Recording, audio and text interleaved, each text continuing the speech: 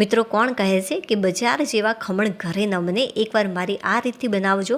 મારી ગેરંટી છે કે પરફેક્ટ રીત સાથે અને માપ સાથે બનાવશો તો પહેલી જ વારમાં માર્કેટના ખમણ ખાવાનું ભૂલી જશો. એટલા ટેસ્ટી ખમણ ઘરે બનાવી શકશો. એકદમ પોચા રૂ જેવા ખમણ બન્યા છે અને અંદર સુધી પાણી કઈ રીતે જઈ શકે છે ખાંડવાળું, એ પણ હું તમને ટ્રીક સાથે બતાવીશ. તો આ માટે એક કોઈ પણ વાટકીનું માપ લઈ લેવાનું છે. તો અત્યારે મેં મોટી સાઈઝની વાટકીનો ઉપયોગ કર્યો છે. તો એક વાટકી ભરીને મેં બેસન લીધું છે, જે એકદમ ઝીણો ચણાનો લોટ આવે છે.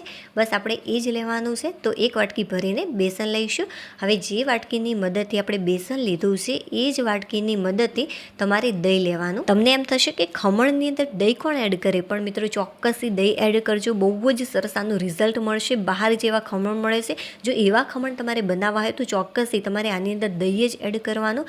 તો અડધી વાટકી જેટલું અત્યારે મેં દહીં લીધું છે અને અડધી વાટકી જેટલું પાણી આની અંદર એડ કરી દીધું. હવે સારી રીતે એકવાર મિક્સ કરી લેવાનું. તો ફૂલ વાટકી મેં આ રીતે ભરી દીધી છે દહીં અને પાણીથી. તો આપણે સરસ મજાની એકદમ જાડી છાશ તૈયાર કરવાની છે. બટ હા મિત્રો, આની અંદર જે તમે ઘરે બનાવેલી હોય છાશ એનો ઉપયોગ નહીં કરતા. આ રીતે સૌથી પહેલાં દહીં લેવાનું અડધી વાટકી જેટલું, ત્યાર પછી અડધી વાટકી જેટલું તમારે પાણી લઈ લેવાનું. હવે કોઈ પણ એક મોટા વાસણની અંદર આને લઈ લઈશું કે જેથી આપણને સારી રીતે ફેટતા ફાવે.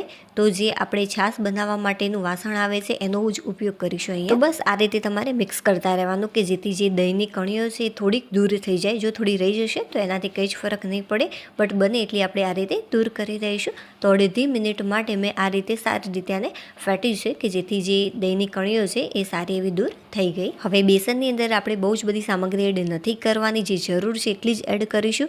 તો સૌથી પહેલાં તો આપણે સ્વાદ અનુસાર 1.5 નાની ચમચી જેટલું મીઠું, બહુ જ ઓછા પ્રમાણમાં મેં આની અંદર હળદર એડ કરી છે. મિત્રો ઘણીવાર શું થતું હોય છે કે જે ખમણ છે એ લાલાશ પડતા થઈ જતા હોય છે. તો આવું ન થાય એના માટે ખાસ વસ્તુ એ ધ્યાનમાં તમારે રાખવાની કે આની અંદર હળદરનું પ્રમાણ વધારે ન પડી જાય. બહુ જ ઓછા પ્રમાણમાં આપણે હળદર એડ કરવાની. જો તમારે કલરવાળા ન કરવા હોય તો એમને પણ તમે તૈયાર કરી શકો છો, બટ બને ત્યાં સુધી બહુ જ ઓછી 2 થી 3 ચપટી જેટલી જ આપણે હળદર એડ કરીશું. નહીં તો જે આ ખમણ છે જ્યારે કૂક થશે ત્યારે એ લાલાશ પડતા થઈ જશે સોડાના કારણે. અને હા, ખાસ બાબત તો એ છે કે આની અંદર આપણે ટાટા સોડા પણ એડ નથી કરવાના કે સાજીના ફૂલ પણ એડ નથી કરવાના કે નથી બેકિંગ પાવડરનો પણ આપણે ઉપયોગ કરવાનો. હવે જે છાશ આપણે તૈયાર કરી છે દહીંવાળી, આ રીતે થોડી થોડી એડ કરીશું અને સારી રીતે મિક્સ કરી લેવાનું. અને હા, એકી સાથે બધી જ છાશ આની અંદર એડ નહીં કરવાની, નહીં તો બહુ જ આની અંદર ગાંઠો પડી જશે જે તમારે દૂર કરવા મુશ્કેલી સર્જાશે. એટલા માટે આપણે આ રીતે થોડી થોડી છાશ એડ કરવાની અને સારી રીતે આને મિક્સ કરતા રહેવાનું. તો જેટલી છાશ મેં લીધી છે બધી જ છાશ અહીંયા હું ઉપયોગમાં લઈ લઉં છું. તો બધી જ છાશ આ રીતે મેં ધીરે ધીરે એડ કરી અને સરસ મજાનું આ ટાઈપનું બેટર તૈયાર કરી લીધું. જો નાના નાના પોઈન્ટ્સ તમે ધ્યાનમાં રાખીને ખમણ બનાવશો તો પહેલી જ વારમાં એકદમ પરફેક્ટ આ તૈયાર થશે. હવે એ જ વાટકીની અંદર મેં અડધી વાટકી જેટલું પાણી લીધું છે. બધું જ પાણી આપણે એડ નથી કરવાનું. આ રીતે મેં થોડું પાણી એડ કર્યું છે. હવે સારી રીતે મિક્સ કરી લઈશું. હવે કેટલા પાણીનો ઉપયોગ થયો છે એ પણ હું તમને લાસ્ટમાં મિક્સ કરીને બતાવું, અને કેવું આપણે બેટર જોઈએ છે એ પણ હું તમને બતાવું. તો જે અડધી વાટકી જેટલું મેં પાણી લીધું હતું તેમાંથી ફક્ત પા વાટકી જેટલો જ પાણીનો અહીંયા ઉપયોગ થયો છે. તો એક વાટકી જેટલી છાશ અને અડધી વાટકી કરતાં પણ ઓછું, મતલબ કે પા વાટકી જેટલું પાણી અહીંયા મેં લીધું છે. અને આપણે આ ટાઈપનું બેટર બનાવી લઈશું. તો આની જે થિકનેસ એકદમ પરફેક્ટ છે. હવે હાથ વડે થોડુંક આને ફેટવાનું છે અને જે પણ કણીઓ છે એ આપણે હાથની મદદથી આ રીતે બને ત્યાં સુધી દૂર કરી લઈશું. જો તમારે આટલી બધી મહેનત ન કરવી હોય તો અડધી વાટકી જેટલું દહીં, અડધી વાટકી જેટલું પાણી અને એક વાટકી ભરીને ચણાના લોટને મિક્સર જારની અંદર ક્રશ પણ કરી શકો છો. અને ત્યાર પછી જરૂર પ્રમાણે પાણી એડ કરીને આ ટાઈપનું તમારે બેટર તૈયાર કરી લેવાનું. તો આની જે થિકનેસ એકદમ પરફેક્ટ છે. બેકિંગ પાવડર અહીંયા મિત્રો આપણે ઉપયોગમાં નથી લેવાનો, એટલા માટે ઢાંકી અને 10 થી 15 મિનિટ માટે આને સાઈડમાં મૂકી દઈશું. મિત્રો 10 થી 15 મિનિટ માટે આને રેસ્ટ ચોક્કસથી આપજો. ખરેખર જે ખમણ ઢોકળા છે બહુ જ લાજવાબ બનશે. હવે કોઈ પણ આપણે આ ટાઈપનું પહોળું અને જે સાઇઝ છે એની ઊંચાઈ તમે જોઈ શકો છો, આટલી વધારે રહે એ ટાઈપની જ રાખવાની છે. હવે તેલથી સારી રીતે આને ગ્રીસ કરી લઈશું. આનો જે સાઈડનો ભાગ છે તેને પણ આપણે તેલની મદદથી સારી રીતે ગ્રીસ કરી લેવાનું. 10 થી 15 મિનિટ જેટલો સમય થઈ ગયો છે. જે બેટર છે છે એને આપણે એકવાર સારી રીતે ફેટી લઈશું. આ રીતે જ્યારે પણ તમે ખમણ બનાવો છો ત્યારે પ્લેટની અંદર જ્યારે તમે નીકાળો છો ત્યારે ઘણીવાર શું થતું હોય છે, અડધું ખમણ બહાર ને અડધું જે આપણે વાસણમાં તૈયાર કર્યું હોય એની અંદર રહી જતું હોય છે. તો આવું ન થાય એના માટે શું ધ્યાનમાં રાખવું એ પણ આપણે આગળ જોઈશું. તો મિત્રો અત્યારે મેં લીધો છે ઈનો.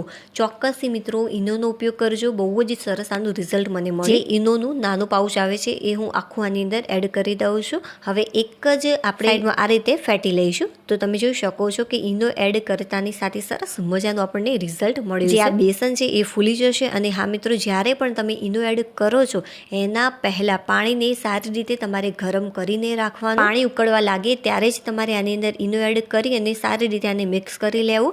અને તરત જ જેવું ઈનો એડ કર્યો, સારી રીતે મિક્સ કર્યું, તરત જ તમારે જે વાસણની અંદર ખમણ બનાવવાનું છે એની અંદર આપણે એડ કરી દઈશું. અને સારી રીતે આને ફરીથી એકવાર મિક્સ કરી લઈશું કે જેથી બિલકુલ પણ ઈનો એક જગ્યાએ ન રહે, બધી જગ્યાએ એક સરખો રીતે પથરાય. એટલા માટે પાણી જ્યારે ઉકળી તરત જ મેં ઈનો એડ કરી સારી રીતે એને મિક્સ કરી લીધું હતું. હવે કોઈ પણ એક વાટકી લઈશું, આ રીતે ઊંધી મૂકી અને જે વાસણમાં આપણે ખીરું એડ કર્યું છે એ આના ઉપર મૂકી દઈશું અને ઢાંકણ ઢાંકી 15 મિનિટ માટે આને કૂક કરવાનું છે.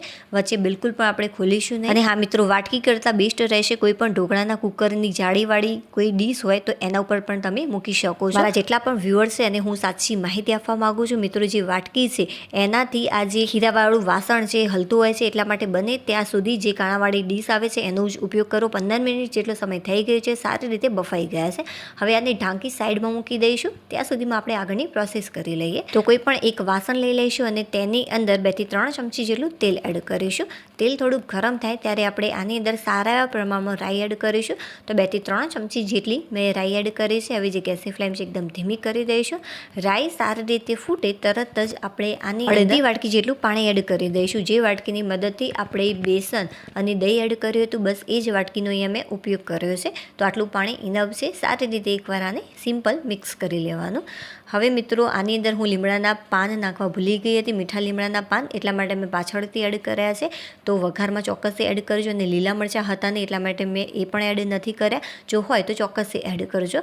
હવે સારા એવા પ્રમાણમાં ખાંડ લઈ લઈશું. મિત્રો, અહીંયા મેં મોટી ચમચીનો ઉપયોગ કર્યો છે. જો ગળપણ વધારે હશે તો જે ખમણ ઢોકળા છે બહુ જ સરસ લાગતા હોય છે. તો 4 મોટી ચમચી ભરીને મેં આની અંદર ખાંડ એડ કરી છે. હવે 1 થી 2 ચમચી જેટલો લીંબુનો રસ એડ કરીશું. એટલે અડધા લીંબુનો અહીંયા મેં રસ એડ કર્યો. જો સારા એવા પ્રમાણમાં ગળપણ ને ખટાશ હશે તો ખરેખર જે ખમણ છે બહુ જ સરસ લાગતા હોય છે. હવે ખાંડ ઓગળે ત્યાં સુધી આપણે એને સારી રીતે મિક્સ કરી લઈશું અને પાણીમાં એક ઉભરો આવે ત્યાં સુધી આને કૂક કરવાનું છે. તો મિત્રો, આની અંદર જે ખાંડ છે એ સારી રીતે ઓગળી ગઈ છે. હવે બસ એક ઉભરો આવે ત્યાં સુધી આપણે રાહ જોઈશું. મિત્રો, જે ખમણ ઢોકળા છે એને મેં લગભગ 5 થી 10 મિનિટ માટે આ રીતે રહેવા દીધા હતા. હવે આપણે શું કરીશું, આને ફ્રીઝમાં અથવા તો ફ્રીઝરમાં મૂકી દઈશું ખમણને, કે જેથી સારું એવું ઠંડુ પડી જાય.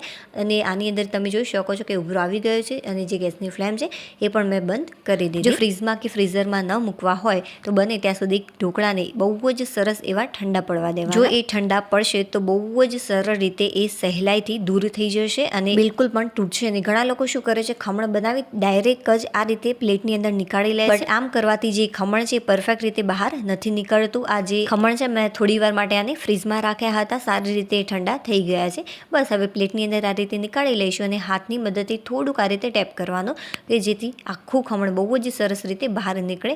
વાહ ફ્રેન્ડ્સ, બહુ જ સરસ રીતે ખમણ બહાર નીકળી ગયું છે. બસ હવે સિમ્પલ આને કટ કરી લઈશું. મિત્રો, આને કટ કરીને હું તમને બતાવું કે જે ખમણ છે એ ખરેખર કેવા બન્યા છે, જાળીદાર બન્યા છે કે નથી બન્યા. તો મોટી સાઈઝના ટુકડાઓમાં મેં આને કટ કરી લીધા છે. તમે જોઈ શકો છો કે કેટલા સરસ એકદમ પોચા રૂ જેવા ખમણ આપણા તૈયાર છે. હવે જે ખાંડવાળું પાણી તૈયાર કર્યું છે બધું જ આપણે આની અંદર એડ કરી દઈશું.